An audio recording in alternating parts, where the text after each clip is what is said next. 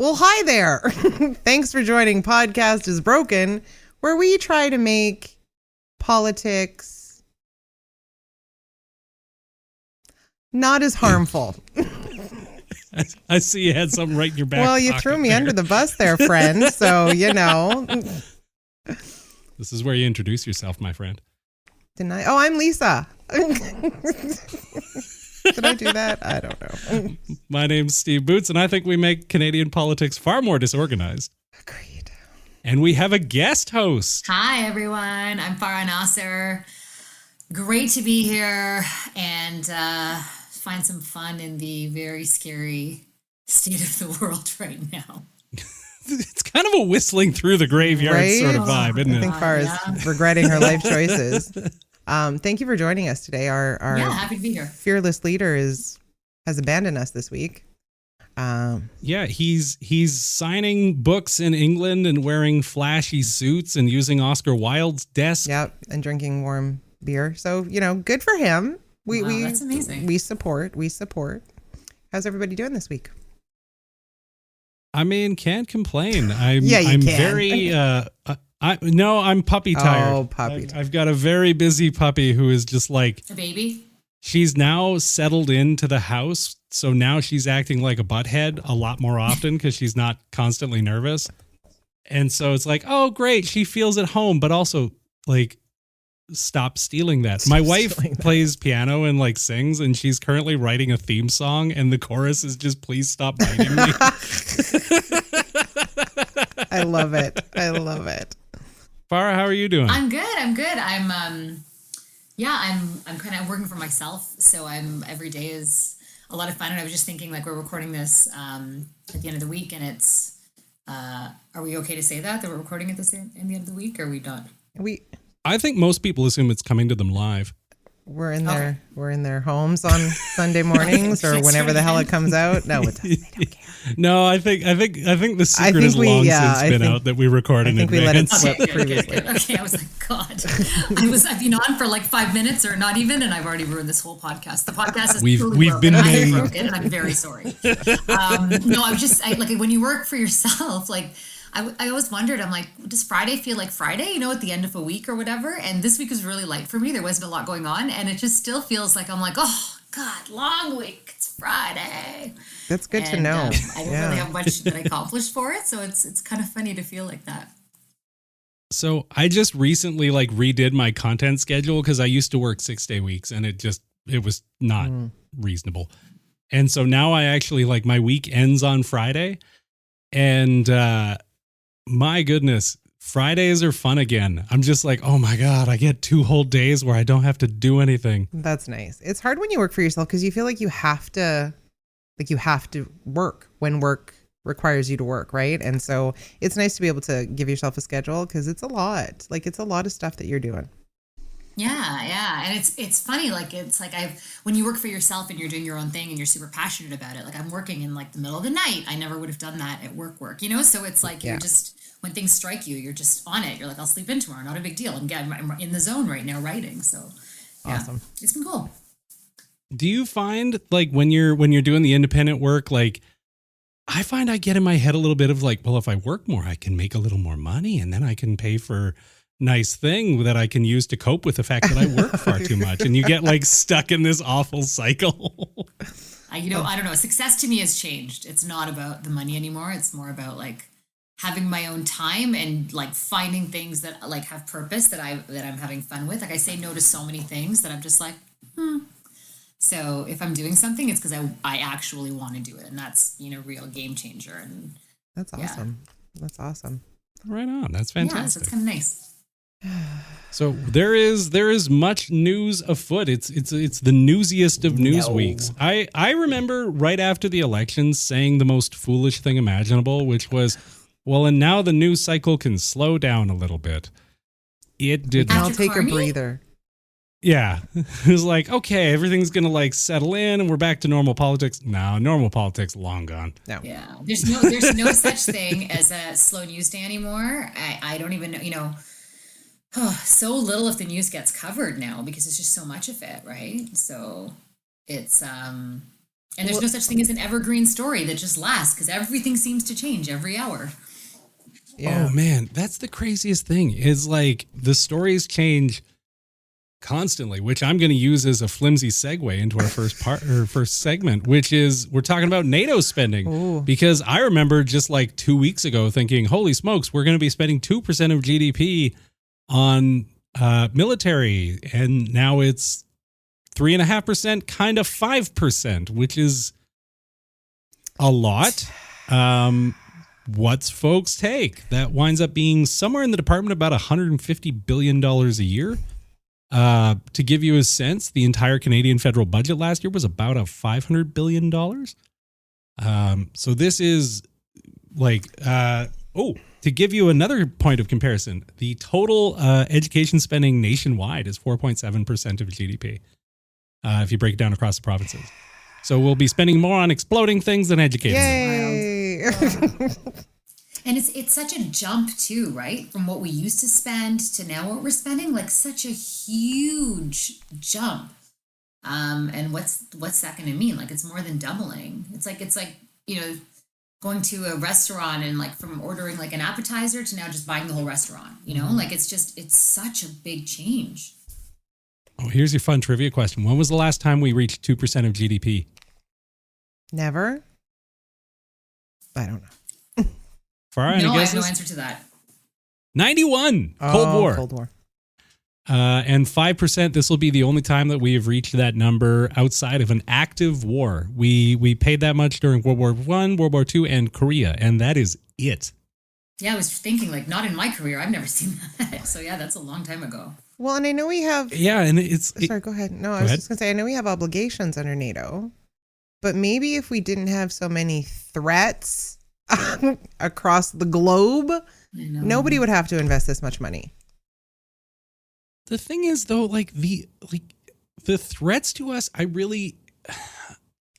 open to being challenged on this, but it really doesn't seem like the threats are as imminent as they're being portrayed as. You mean right? to Like us, or do you mean to everybody? Yeah, to us specifically. Yeah, I agree with that.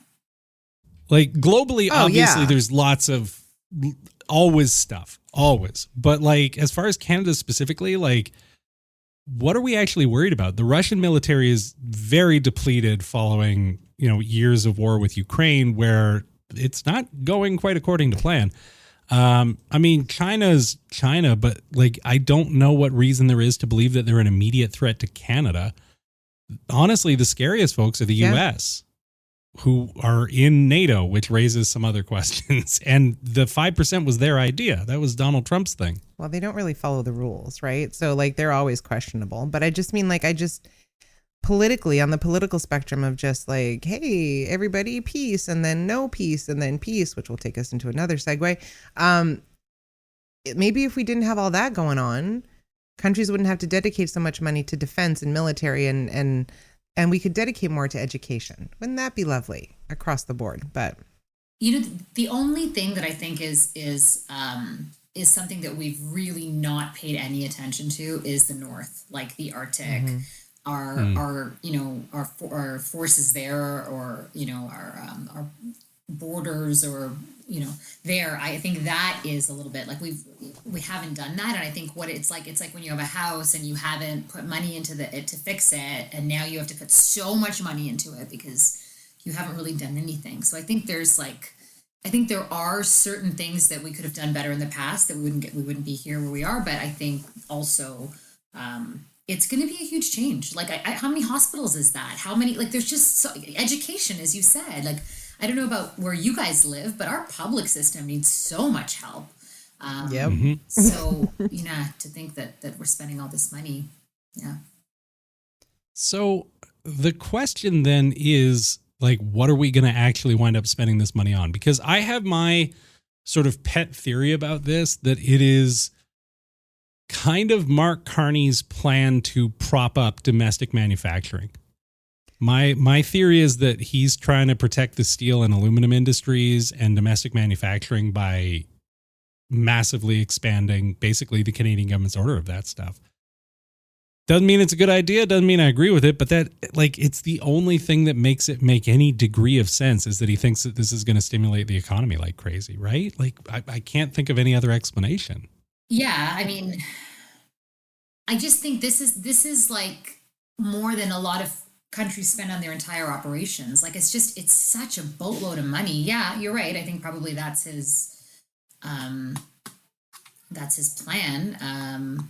Yeah, I don't know. It's also again Donald Trump being like, you have to do this, right? And us being like, okay, we'll do it. No problem. We'll do it. You know? Did you guys see the video of the NATO Secretary General calling Trump daddy? Yeah. He's like, oh, sometimes daddy needs to be stern. And it's just like, what is... Oh, yeah, he called him daddy. And then the White House tweeted like daddy's home and stuff. It was just icky. Bizarre.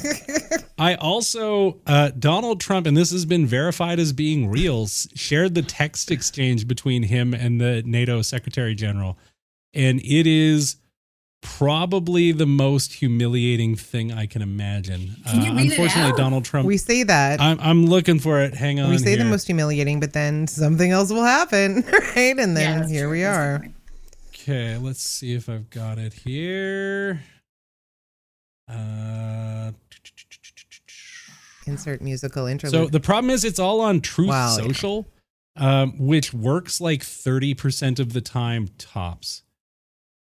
Do you guys think Truth Social has become more powerful than the UN? Like, it's kind of wild how, like, then the Security Council, like, it's just crazy how all these decisions are now made on this made-up platform that Trump has come up with. You know, and he usurps all these announcements that we used to get with that, you know, that beautiful green marble behind it was UN, the Security Council would talk, and you'd have these clips, and now it's like everything just we'd use those in the news, and now it's all these like Truth Social posts. It's wild to me. So this has been verified. Apparently, Mark Rutte's people from the UN said this was the real text. Quote, Mr. President, dear Donald, congratulations and thank you for your decisive action in Iran. That was truly extraordinary and something no one else dared to do. It makes us all safer. You are flying into another big success in The Hague this evening. It was not easy, but we've got them all signed on to 5%. Donald, you have driven us to a really, really important moment for America and Europe and the world. You will achieve something no American president in decades could get done. Europe is going to pay in a big way, as they should, and it will be your win. Safe travels, and see you at His Majesty's dinner, Mark Rutte. What? That is some large ass kissing there. Right? That is like a level of ass kissing that is like genuinely incomprehensible to me. Like, you are the Secretary General of NATO. What are you doing? We've been brought down to like just junior high passing notes in class, and like these tweets and emails and things like that are that's the result. It's like, do you like me? Yes, no. And it's like, if you like me, then like, you know, this is where we're at. This is where we're at. I don't even know if he respects that. Like, I don't know if Donald Trump, he likes being liked. he likes being liked. Yeah, I mean, he's classic narcissist, but yeah. he's like, I think the reason that he I know we're going to talk about Carney and trade and stuff, but you know how different we saw the Trudeau versus the Carney relationship with him, right? I think he respected Carney. I don't know if he respects people. Like, you may treat them as his minions. Yeah. But I don't know if the respect is there. I don't know. I don't think he respects anybody, quite honestly. I think he's scared of Carney. Like, I think he's scared of the knowledge that Carney brings. But I think where he feels he can push, he will. And that just validates it. Like, that schmaltzy, whatever that was sent is just validation for him. So he's going to keep making demands, and people are going to keep bowing down, and now we're going to have to. This is what I can't get over. Every time you talk about it, though, when you're like, well, stop sucking up to him. Stop giving him everything he wants. You get bombarded in the replies by people who are like, well, this is just how it works. This is just what you got to do. And it's like, y'all think that maybe having a lunatic we all need to suck up to might not be great for the international order? Just maybe. My kids said to me, because they're like obsessed with Trump from just because of what I did and covering him and stuff. And they're always like, didn't you tell us to stand up to a bully? Like, you always say you have to stand up to a bully. And we don't stand up to him. Yeah, the problem is this bully's got nukes, which changes the dynamic a fair bit. He's got nukes and he's got friends in odd places, right? And that's part of the issue. And he's made of Teflon. Yeah. And he's... Oh, man. Isn't it just wild that Donald Trump has made it abundantly clear, and like, it's not just him, there's a bunch of other sort of celebrities who've gone through it too, that if you are surrounded by controversy for doing awful things, turns out if you don't care, none of it really matters.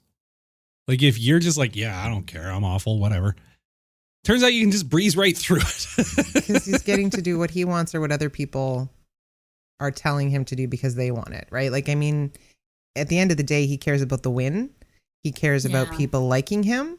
And that's pretty much it. I don't think he cares about consequences. I don't think he cares about anything like that. He's a petulant child, right? So, oh, Donnie. I don't know. I didn't tell you guys. I've interviewed him before. And how did that go? Yeah, so I interviewed him when he was here to open the Trump Towers in Toronto. And with Rob Ford, which I think we're going to talk about today too. Funny enough. Oh, God. Oh boy. So this is a lot of world. Bet you that was a night. But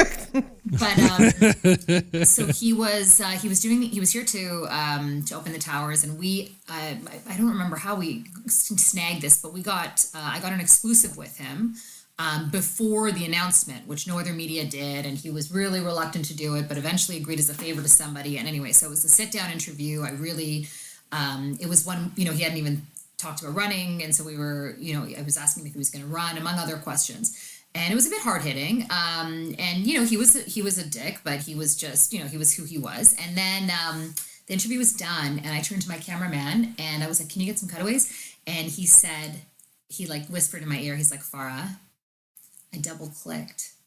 I'm like, what does that mean? He's like, I didn't record it.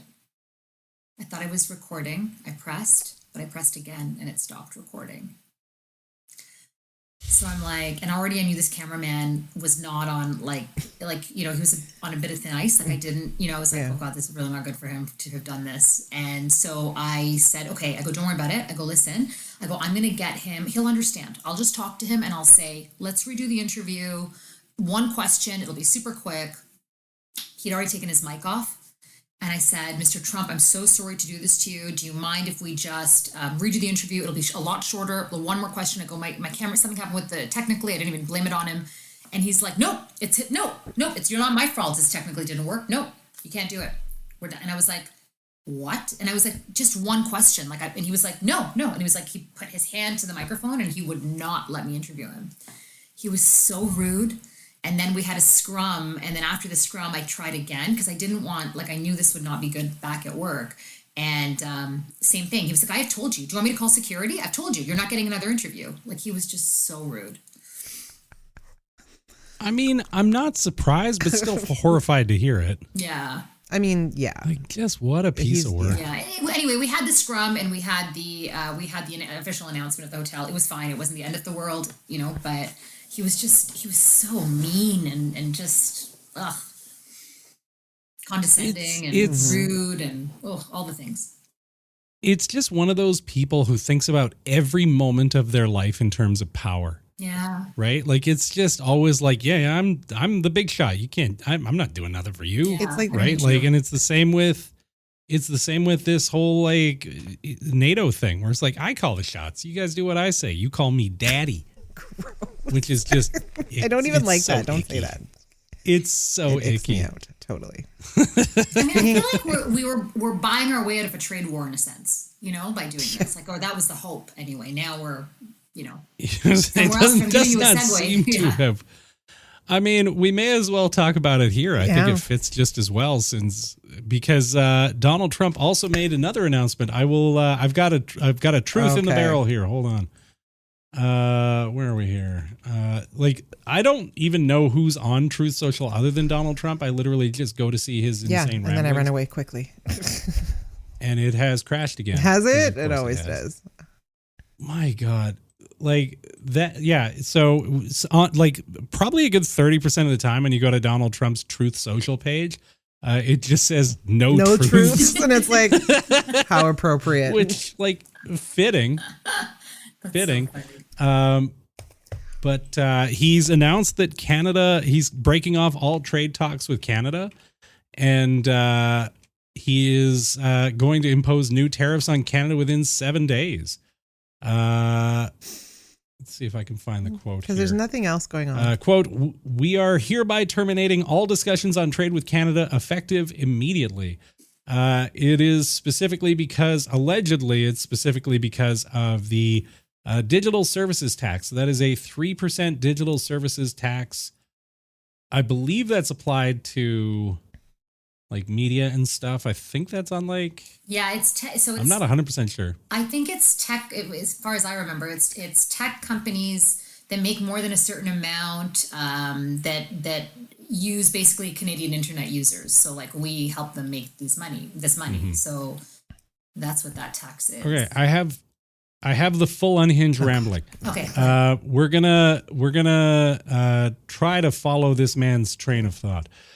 We have just been informed that Canada, a very difficult country to trade with, sorry, he likes to do randomly capitalized words, including the fact that they have charged our farmers as much as 400% tariffs for years on dairy products, which has not actually happened, but I digress, has just announced that they are putting a digital services tax on American technology companies. That digital services tax has been around for quite a while now. I think it was announced at least 6 months ago. They are obviously copying the European Union, which has done the same thing and is currently under discussion with us also. Based on this egregious tax, we are hereby terminating all discussions on trade with Canada effective immediately. We will let Canada know the tariff that they will be paying to do business with the United States of America within the next 7-day period. Thank you for your attention to this matter. What a closer. Did he sign it, Donald J. Trump, President of the United States? He did not. I think he ran out of truth, I think. So no trade discussions on anything. Like this was the deal breaker. Like yes. Okay. Because of the 3% digital services tax. Are the markets closed? Yeah, let's see. I mean, this will be interesting. Yeah, so this was rolled out in April of 2025, apparently. So not that old. Never mind. Received royal assent on June 20th, 2024. Came into force June 28th, 2024. So we've just imposed the thing that was there before he became president. And he doesn't like it. So, and that's the deal breaker. Why would that be the deal breaker for him? What else is going on? Like, maybe he was just waiting for a deal breaker. Maybe he just, I mean, that's the thing. I don't think that it's specifically this. It's $3 billion. I'm just looking here. It would cost U.S. companies as much as $3 billion. The payments start June 30th, and it applies to tech companies making $15 million from Canadian internet users. Like, what would that even be? So I think he asked. I'm assuming it's going to be like delay it, and the finance minister said they're not delaying it. Okay. Yeah, it's just like, to me, it just feels like a flimsy excuse, right? Like it seems. The problem is that I think a lot of our leaders, including Mark Carney in particular, are still believing that Trump negotiates in good faith, or that he is in some way a reliable trading partner or dealing partner. When in reality, like, this is so obviously just the whims of a madman.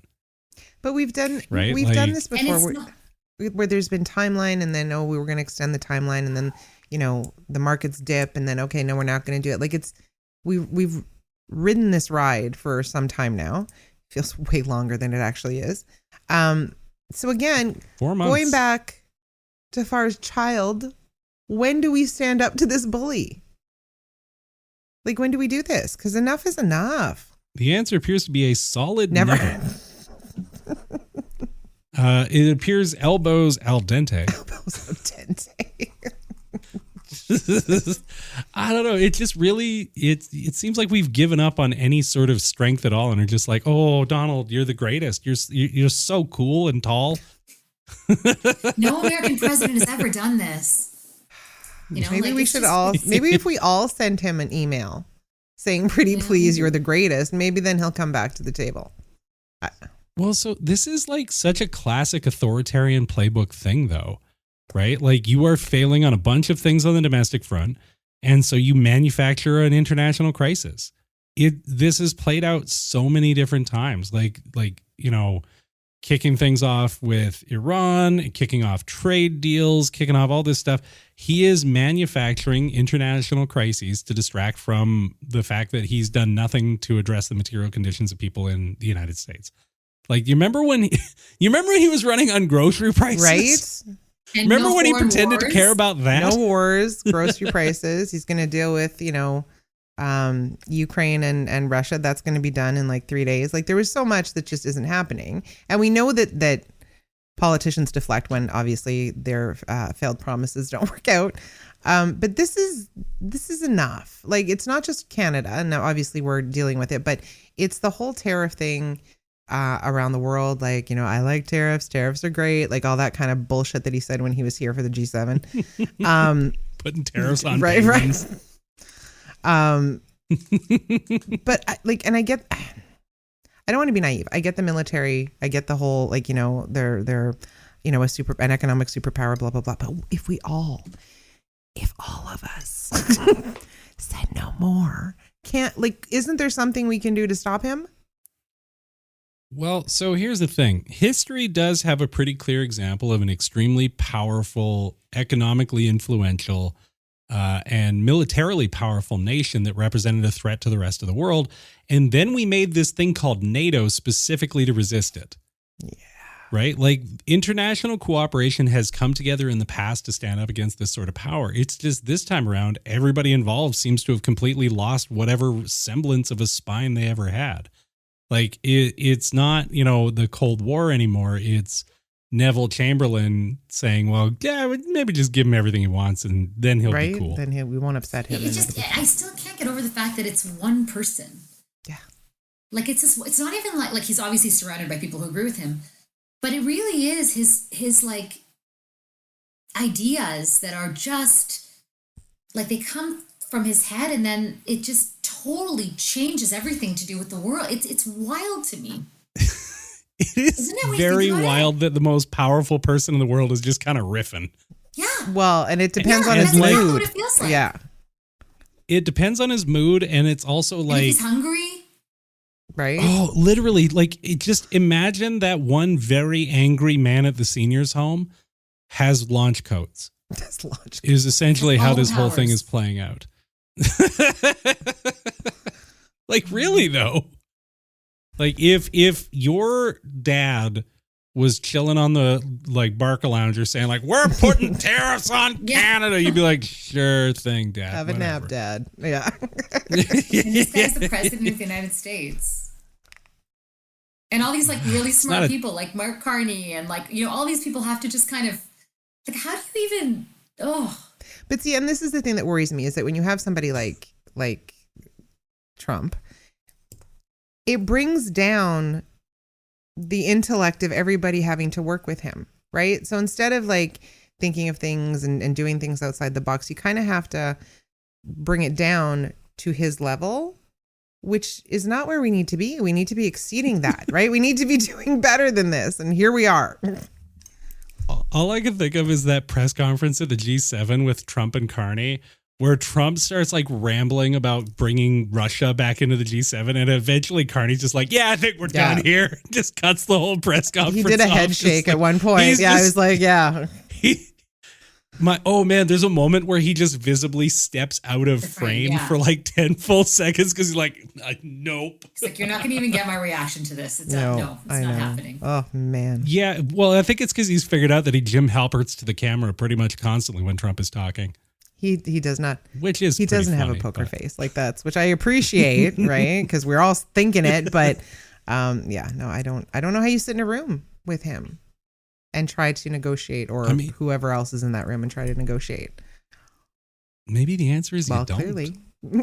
Clearly. Yeah. That's the funniest part, though, seeing everybody else's Jim Halpert face. Even, I remember during the pandemic, there was that, remember that woman who he was talking about, was it swallowing Clorox, or there was some ridiculous thing that he said? Do you remember? And there was Oh, this the woman, injecting bleach or light in your veins yeah, or something. Yeah. And this doctor who was Yeah. like the head of like whatever agency, she was just there, and you could see her physically box breathing because she just couldn't. She was like, It's like, shut up, shut up, shut up. yeah, she's like, I can't handle this. But that's one of the key differences between term 1 Trump and term 2 Trump. Term 1 Trump, there were still people around who thought they could tame him, right? There were still people around who like were kind of sane, like insane by general standards, but sane for Trump standards.